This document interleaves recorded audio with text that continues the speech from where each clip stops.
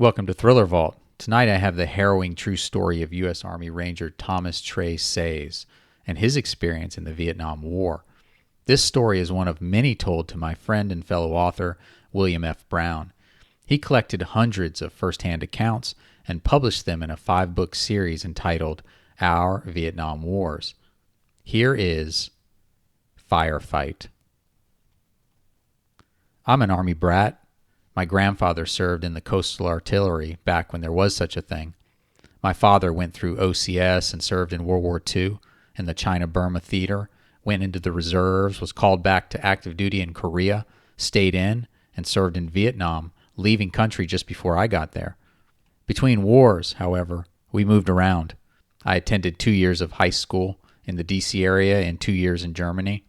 I played a lot of sports. 5 in high school, plus 3 intercollegiate sports at West Point, cross country, soccer, and squash, plus 2 intramural sports, tennis and handball. I had not planned to apply to an academy prior to graduating from high school. When I did, the deadline was passed for that year, but I qualified for a presidential appointment and a congressional competitive appointment for the next year. I accepted a congressional appointment from the Honorable Harry R. Shepard, 27th Congressional District, California. That allowed me to attend the Columbian Preparatory School in Washington, D.C. My primary goal was to improve my English SAT score.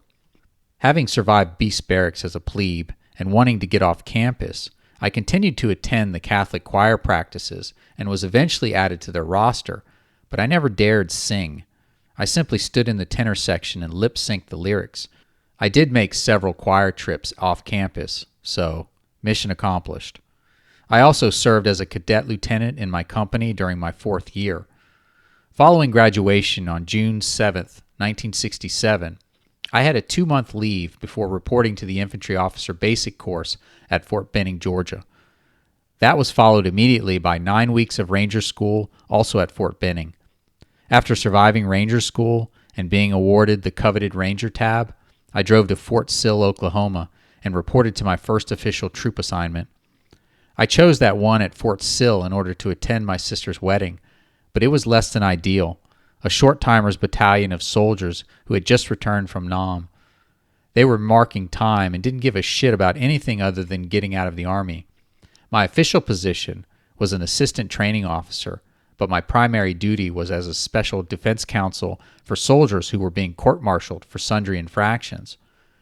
My orders for Vietnam came, and I was given a MACV assignment as an advisor to the elite 44th ARVN Ranger Battalion.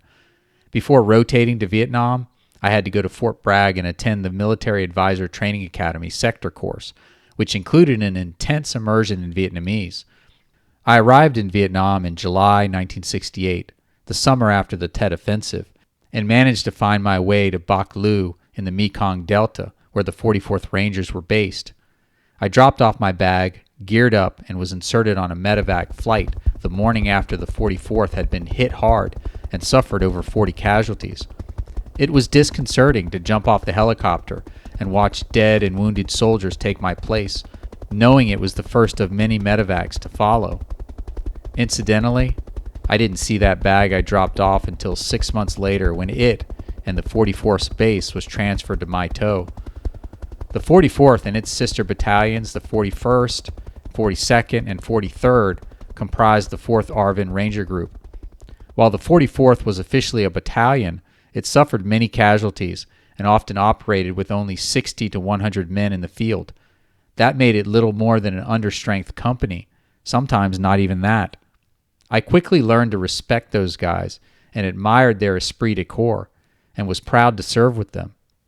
The battalion operated through 4 corps from the Mekong River in the north to the southernmost tip of Vietnam, from the South China Sea in the east to the Cambodian border in the west.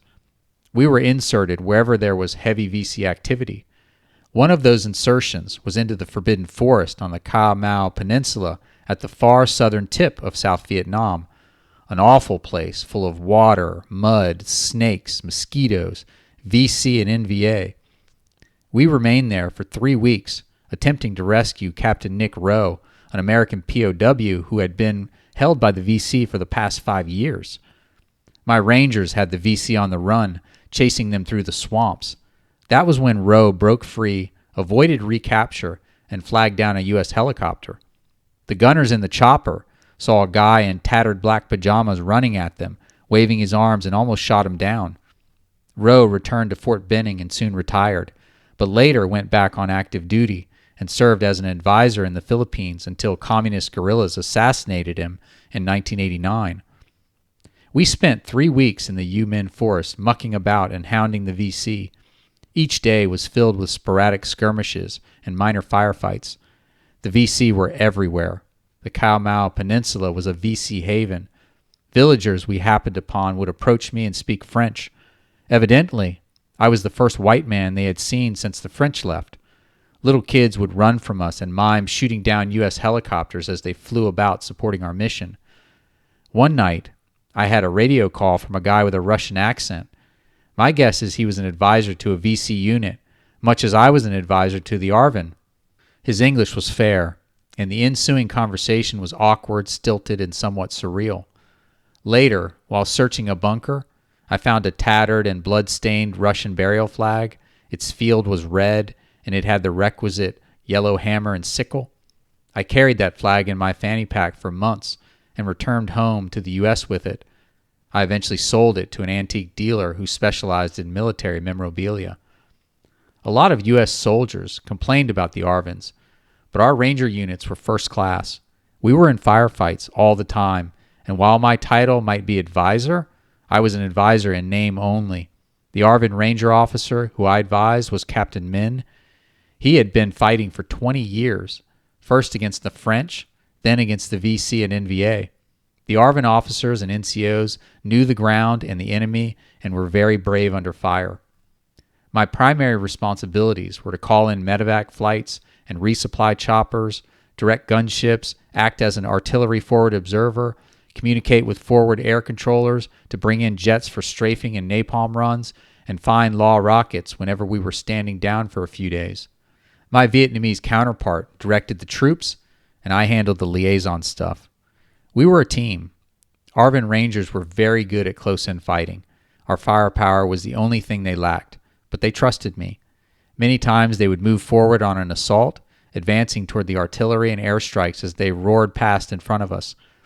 I came in as the assistant battalion advisor to Captain Nick Principe, West Point, 1965, who was the primary advisor. He sustained a shrapnel wound to his throat and was eventually evacuated back to the States. I then held the primary position for 6 months as a first lieutenant until a new captain showed up and assumed that role. In his first major firefight, we were operating as a split unit. My group had to ford a river that was so deep that we walked with our rifles over our heads to get across. He got confused, panicked, and called in gunships that attacked us. The FNG had given a back azimuth to the chopper pilots, i.e., his vector had the correct magnitude but not the correct direction. He was 180 degrees off. I wasn't aware of his mistake until the rockets fired from the gunships passed directly over our heads and impacted behind us. The last thing we needed was a big friendly fire incident with the ARVN, so I pulled him aside and told him he needed to get out of the field because he was no damn good at it. He did, and I became primary again for the rest of the assignment. I was 5 feet 7 inches tall, not much more than the Vietnamese, which was good. The last thing you wanted to do was to stand out.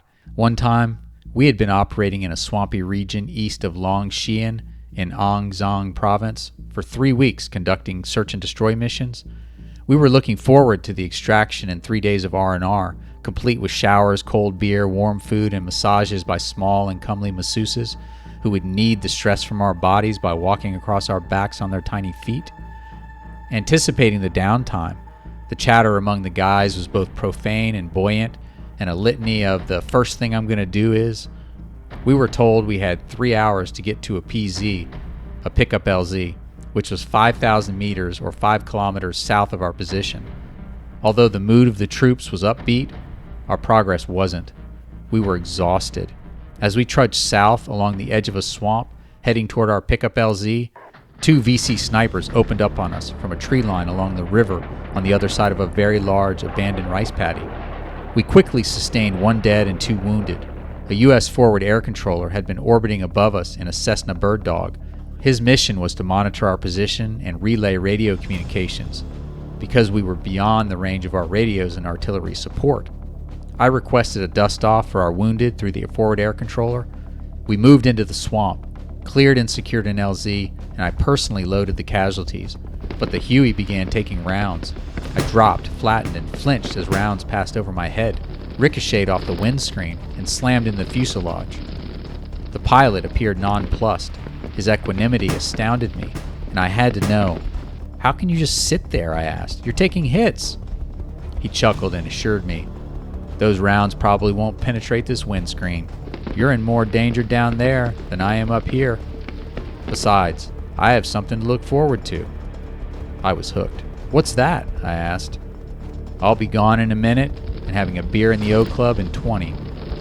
We agreed that neither envied the other guy's job.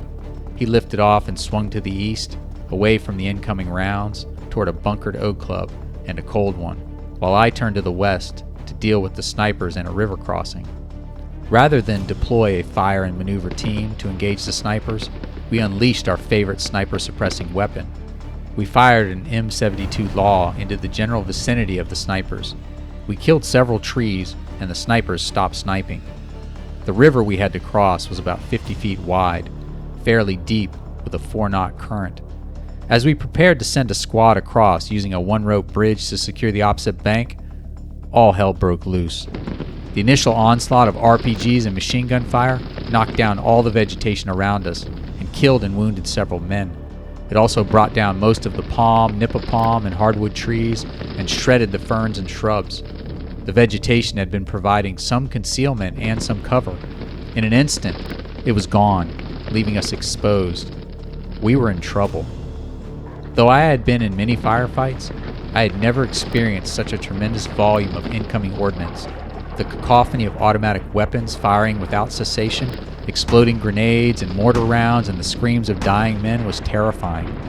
I crawled up against a mud wall, which was all that remained of a forsaken hooch, and 3 other guys soon pressed up against me. Each of them was desperately seeking refuge from the storm of steel. Their fear was palpable, and the smell of their terror enveloped me. It was not the familiar stench of sweat-stained uniforms suffused with 3 weeks of putrid swamp gases and rancid paddy water. It was fresh, it was rank and sharply pungent.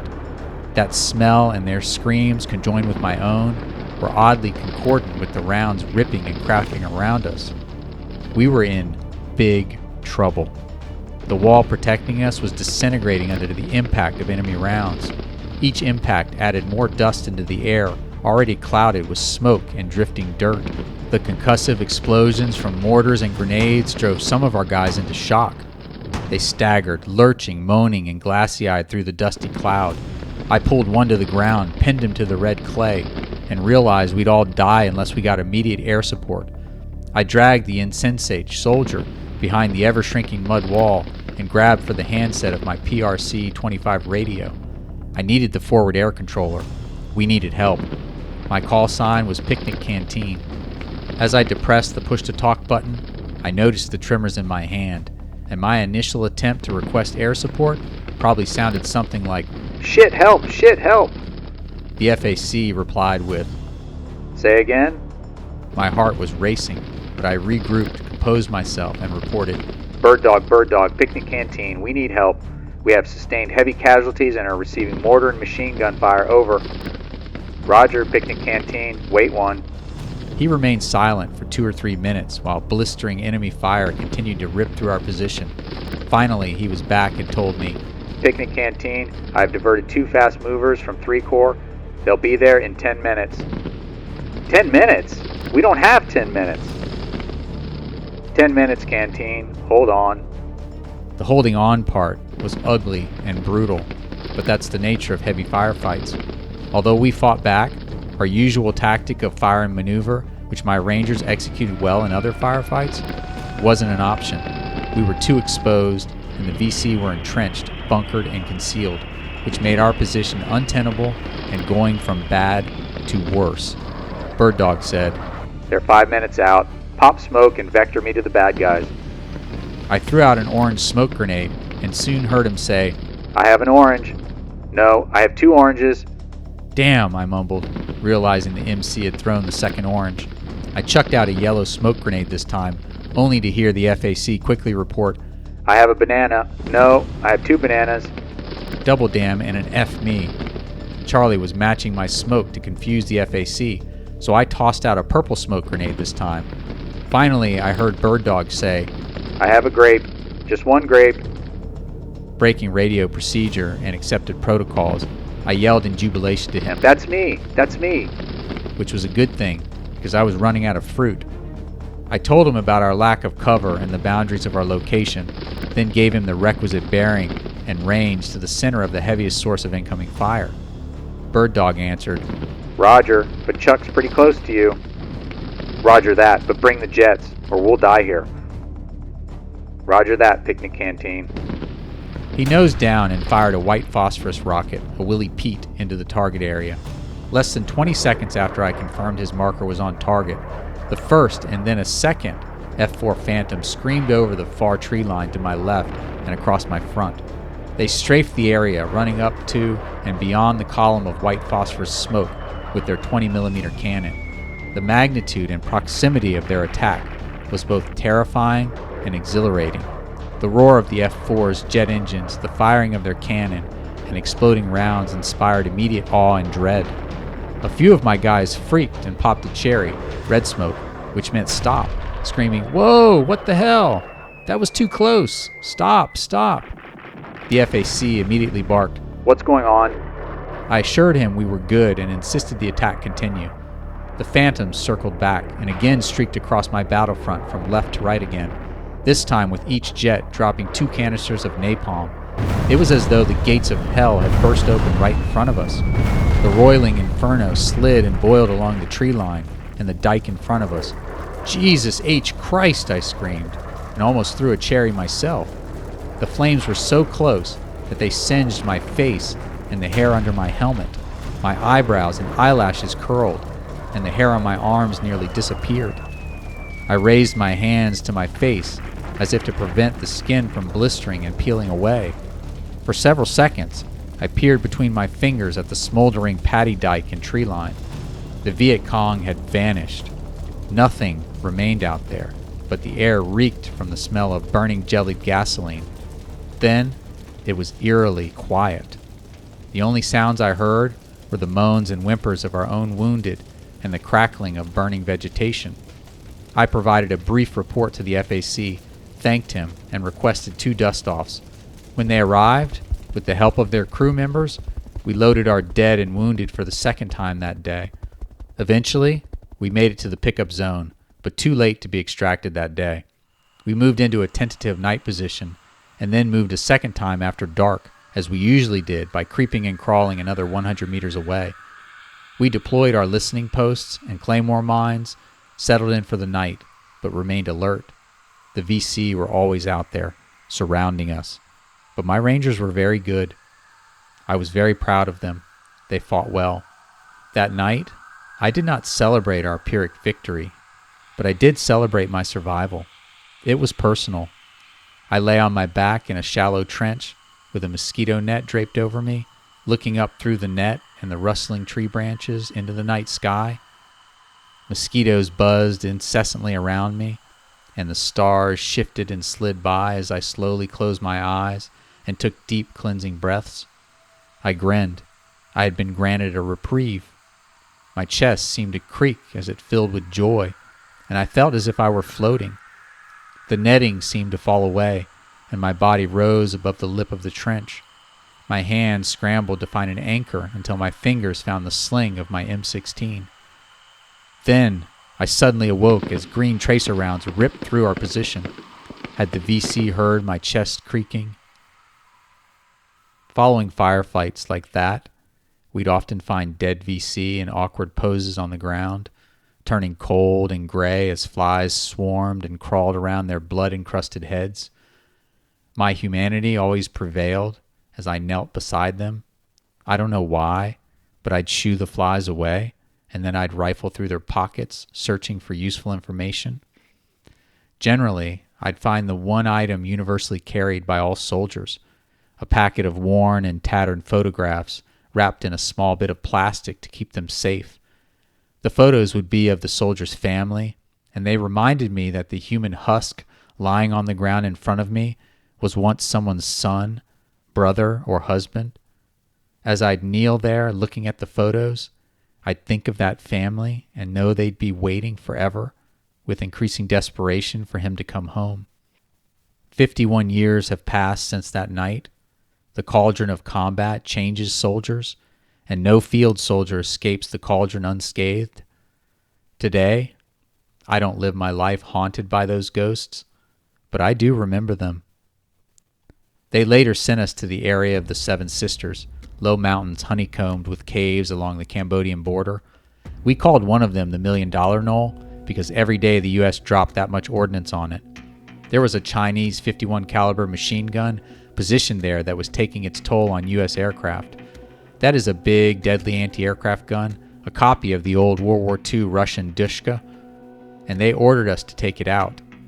The only way we could approach the knoll was across a cove that flanked the knoll. The cove had been repeatedly blasted by big M121 earthquake bombs and other bombs which had missed the knoll.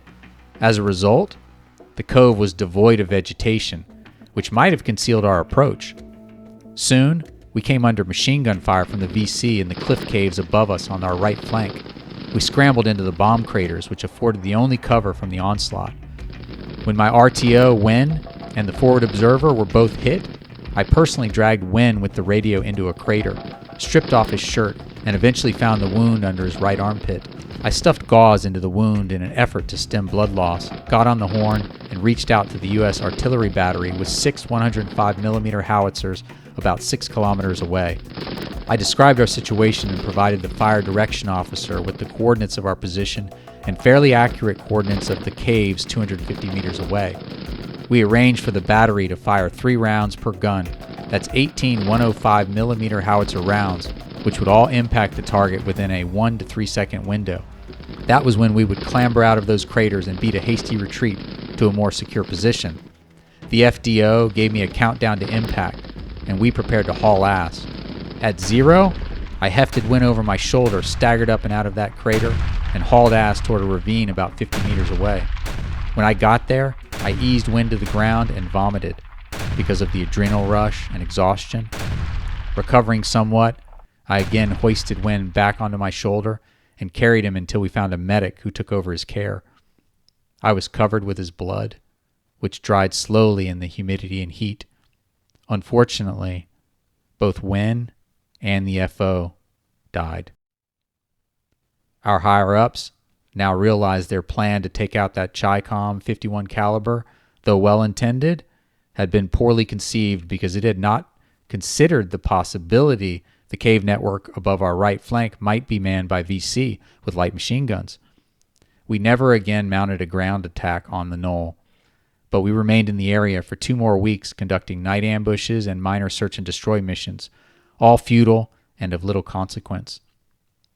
During my 9 months serving with the ARVN Ranger Battalion, I managed to accumulate some enemies, including several senior ARVN officers, when I wouldn't go along with their schemes to line their own pockets. After pummeling an ARVN lieutenant who worked for them, I learned they had put a price on my head. That left me little choice but to go to 4th Corps headquarters and request a transfer. I was safe with my own men, but by staying there, I was putting them at risk. I requested a transfer and was reassigned to the 3rd Battalion of the 39th Infantry at Dong Tam, part of the U.S. 9th Infantry Division. Its commander had been an instructor of mine at West Point. He vaguely remembered me. He looked at me and said, I know you, but I just can't place it. No, I don't think so, sir. I'd mumble and change the subject. I was promoted to captain while I was with the 3rd of the 39th, and the battalion commander pinned the captain bars on my uniform. They were the same captain bars my father had worn in Burma and China during World War II. I had hoped to command a company, but with only 3 months left, the CO wanted me to extend another 6 months to get one, which I didn't want to do. With my Vietnamese language skills, modest school, and work with the ARVN Rangers, they appointed me to Battalion S5, Civil Affairs and Psychological Operations, which included supervising the battalion's 36 Tiger Scouts, which were called Kit Carson Scouts in other divisions. They were former VC and NVA cadre who had defected to the government side, generally referred to as Hoi Chans, and they were tough. Most were from that area, and there was no surrender for them. Their guerrilla skills, their knowledge of the local environs, their ability to communicate with the Vietnamese people, and their knowledge of VC tactics made them invaluable. If they were captured, or if South Vietnam fell to the north, they would be killed. I would go out with them on night ambushes and patrols. They were fearless and soon became my guys. One heart-rending duty I had as the leader of the Tiger Scouts was to return a fallen scout's corpse to his family. I dreaded that. It entailed putting the corpse in a body bag and driving it to his family's village. Once there, 2 of my Tiger Scouts would place the corpse on a stretcher, and we would, guided by a villager, make our way through the village to his parents' home. Word of our arrival always preceded us. Everyone in the village knew whose children were in combat and for whom they fought. The parents would always be waiting for us. The mother, shrieking and alternately tearing her hair and wringing her hands, would rush forward and kneel on the hard-pan red clay in front of the family's hut. She would frantically lower the zipper to reveal her son's blood-encrusted corpse. Sobbing hysterically, she would scrub at the dried blood on his face and neck. Witnessing the mother's anguish left me desolate. The father would stoically watch for a moment and then invite me to sit nearby on a stool at a rickety table. We would sip rice wine while I related how his son died. It was important that I not embellish the circumstances of his death, because to dissemble would trivialize and dishonor his son and the family. However, I always told them that their son died doing his duty. We would talk to some length while the mother wailed and cleaned her son's body. Finally, an amount of money would pass between my hand and his. The amount was negotiable, and the negotiation was part of the almost scripted ceremony. I always advanced the maximum allocated amount, which was 20,000 Vietnamese dong, or about $50 US. That paltry sum always embarrassed me. As much as I wanted to contribute more, I couldn't add to the negotiated amount from my own pocket, because doing so would create additional issues. For my service that year, they awarded me a Bronze Star with V device, 2 other Bronze Stars for meritorious service, and the normal Vietnam ribbons. When my tour was over, they assigned me to the 7th Army NCO Academy in Bad Tooz, Germany, an old Nazi SS fortress. I resigned my commission in 1971 after my 4-year commitment was over, but remained in Germany skiing. Eventually, I returned to the U.S. and went to Utah State University to pursue a teaching degree, to the University of Utah for a Master of Education, and became a secondary school math teacher in the Salt Lake City area, where I have taught in the local schools for the past 43 years and counting. I'm still not retired. I spend my spare time with photography, biking, squash, racquetball, and taking care of my eldest daughter. She has spina bifida, which has been linked to my exposure to Agent Orange in Vietnam, for which she is now receiving VA benefits for kidney dialysis. 20 years ago, Congress authorized spina bifida to be included in a growing list of major illnesses that are believed to be filtering down to the children of Vietnam vets, who are the highest rated of any subgroup associated with the illness.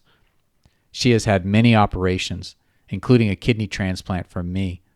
That kidney is now failing, and we are presently searching for another.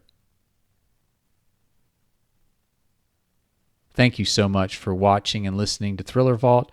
Please like, share, and subscribe. If you enjoyed this story, please check out William F. Brown's Our Vietnam Wars for more true Vietnam stories. I hope to see you all next week for another thriller story.